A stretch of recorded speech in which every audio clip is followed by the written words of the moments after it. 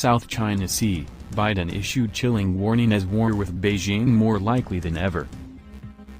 Joe Biden has been warned by a panel of foreign policy experts that war in the South China Sea over Taiwan between Washington and Beijing is more likely than ever. A report from the Council on Foreign Relations (CFR) think tank has told the U.S. president a severe crisis in the South China Sea could start this year. It points to China's increasingly aggressive actions towards Taiwan leading to a dangerous flashpoint for the U.S. The CFR's annual Preventive Priorities Survey has highlighted the potential risk of war in Taiwan has risen to a top-tier conflict. Experts contributing to the report said Taiwan in particular is growing into the most dangerous flashpoint in the world for a possible war that involves the United States, China, and probably other major powers.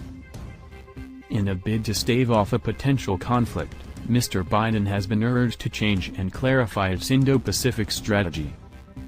They added, the U.S. strategic objective regarding Taiwan should be to preserve its political and economic autonomy, its dynamism as a free society, and U.S. allied deterrence, without triggering a Chinese attack on Taiwan. Beijing regards Taiwan as a breakaway province which must be reunited with China, and has threatened to take the country by force. In January, China ramped up military drills near Taiwan, with repeated incursions into the country's airspace.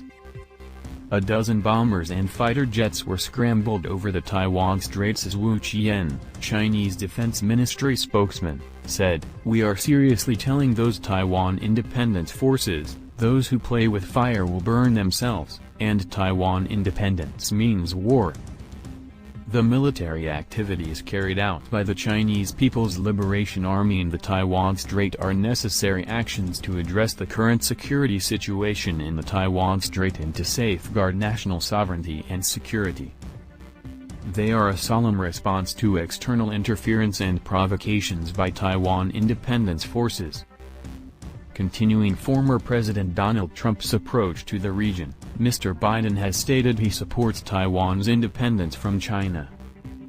In his first phone call with Chinese Communist Chairman Xi Jinping, the U.S. president affirmed his commitment to Taiwan and said to reporters afterwards, "I also shared concerns about Beijing's economic practices, human rights abuses, and coercion of Taiwan. I told him I will work with China when it benefits the American people." However, in a CBS interview Mr. Biden said he views the U.S. relationship with China as one of extreme competition. While the report downgraded the risk of conflict in the South China Sea to a moderate concern, experts still warn the impact of a conflict would be high.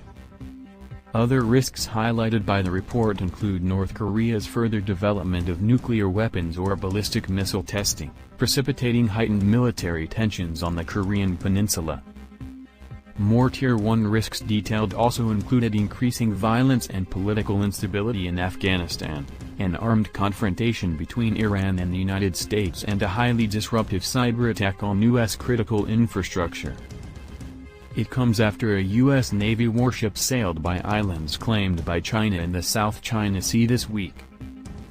The guided missile destroyer USS Russell steamed within 12 nautical miles of the Spratly Islands in the southern portion of the 1.3 million square mile waterway, almost all of which China claims as its sovereign territory.